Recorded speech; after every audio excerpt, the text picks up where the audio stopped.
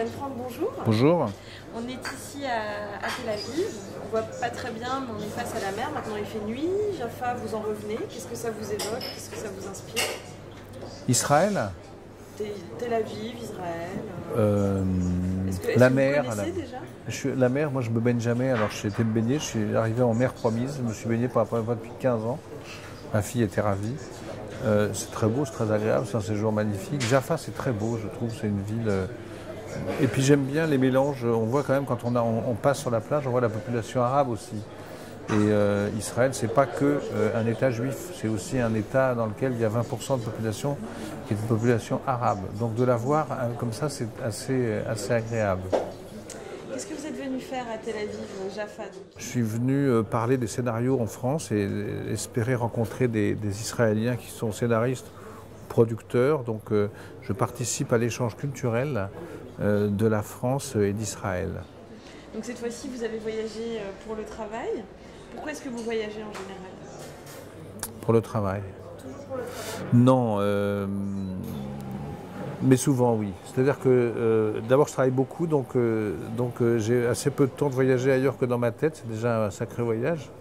Et quand je bouge, c'est souvent parce que j'ai des obligations agréables en général, d'ailleurs professionnelles, et j'en profite pour voir le pays. C'est une manière extraordinaire de voyager parce que vous rencontrez des gens. Que c'est souvent des rencontres intellectuelles très riches. Je suis venu ici l'année dernière pour une rencontre internationale d'écrivains. J'ai beaucoup été à Jérusalem, plus d'ailleurs qu'à Tel Aviv, et j'ai eu l'impression de parler nuit et jour pendant une semaine. Et c'était extrêmement enrichissant. Est-ce que vous connaissez déjà la destination de votre prochain voyage? Oui, je vais au Maroc. Je vais à Marrakech, je connais déjà d'ailleurs, mais je vais chez des amis. Et où est-ce que vous n'avez pas encore voyagé et où vous aimeriez aller? En Amérique latine. J'aimerais bien aller en Argentine ou au Brésil. D'accord. Et qu'est-ce que vous emmenez toujours avec vous en voyage? En général, un ordinateur. Pourquoi? Mais parce que je travaille, j'écris. Vous savez, un écrivain, ça se travaille, il n'y a pas de bureau, quoi. Le bureau, c'est en nous, donc j'écris souvent ici et là, soit des scénarios, soit des livres. Et d'ailleurs, c'est ce que je faisais tout à l'heure. Voilà, quand j'ai un petit moment, voilà, j'emmène un ordinateur et des livres en général quand je voyage.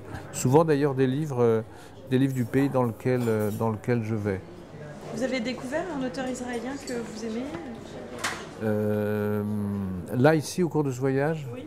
Non, on m'a donné juste le livre de cet écrivain arabe qui fait un feuilleton de télévision dont j'ai oublié le nom. Et donc, je compte lire ces livres assidûment. Voilà, c'est ça.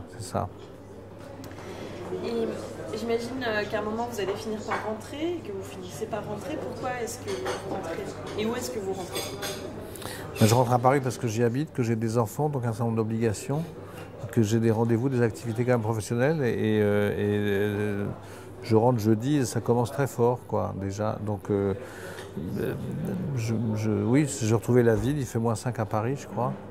Ça va beaucoup me changer. C'est une parenthèse extraordinaire d'être ici, c'est une parenthèse merveilleuse. Parce qu'à la fois, c'est des vacances, ce ne sont pas des vacances non plus, mais en tout cas, on est déculpabilisé absolument. On est reçu d'une façon extraordinairement agréable et généreuse. Et merci. Merci à vous. Bonne soirée.